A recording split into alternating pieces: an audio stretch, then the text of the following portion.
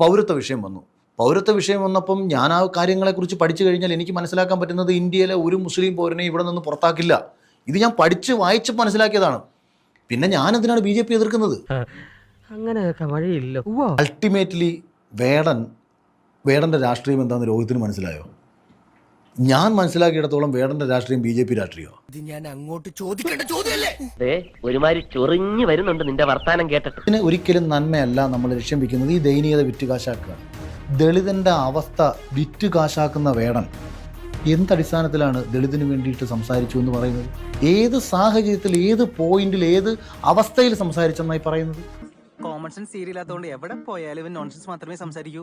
ഒരിക്കലെങ്കിലും കേരളം പോലൊരു രാജ്യത്ത്, കേരളം പോലൊരു സ്ഥലത്ത് അവന് ഈ ഒരു ജാതി ഡിസ്ക്രിമിനേഷൻ തീർച്ചയായിട്ടും അനുഭവിച്ചിട്ടുണ്ട്. അപ്പോൾ എനിക്ക് ഒരുപാട് അനുഭവങ്ങൾ ഉണ്ടായിട്ടുണ്ട്. അങ്ങനെ വെറുതെ ഇല്ലാത്ത ഉറപ്പില്ലാത്ത കാര്യങ്ങൾ എന്തിനാ എഴുതി പിടിപ്പിക്കണം?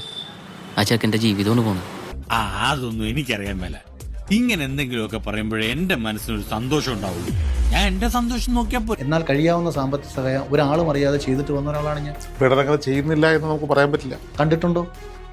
കാണിക്കാൻ ആഗ്രഹിക്കുന്നുണ്ടെങ്കിലും വല്ലാത്ത തലവേദന, ഞാനൊന്ന് കിടക്കട്ടെ. ഉമ്പായി കുച്ചാണ്ട് പാണം കത്തണില്ലമ്മ എന്ന് കലാപം മണിച്ചേട്ടൻ എഴുതി വെച്ചത് അയാളെ സ്വന്തം അവസ്ഥയാണ്.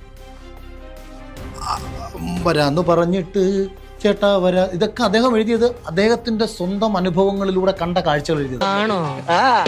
നമ്മുടെ എല്ലാം പ്രിയപ്പെട്ട ശ്രീ കലാഭവൻ മണിക്ക് വേണ്ടി 200-ലധികം നാടൻ പാട്ട് എഴുതിയ ശ്രീ അറുമുഖൻ വെങ്കിടങ്ങാണ് ഇന്ന് നമ്മുടെ അതിഥി. സത്യം പറഞ്ഞാൽ നാടൻ പാട്ടല്ലായിരുന്നു അതിൻ്റെ വിഷയം. ഞാനൊരു ദളിത് വീക്ഷണമുള്ള ഒരാളാണ്. ഉളുപ്പുണ്ടോ? ചിരിയെങ്കിലും വിവരം ഉണ്ടോടാ നാണം കെട്ടവരെ. മഞ്ഞപ്പിത്തം പിടിച്ചവരൊക്കെ മഞ്ഞയായിട്ടല്ലേ തോന്നുന്നു.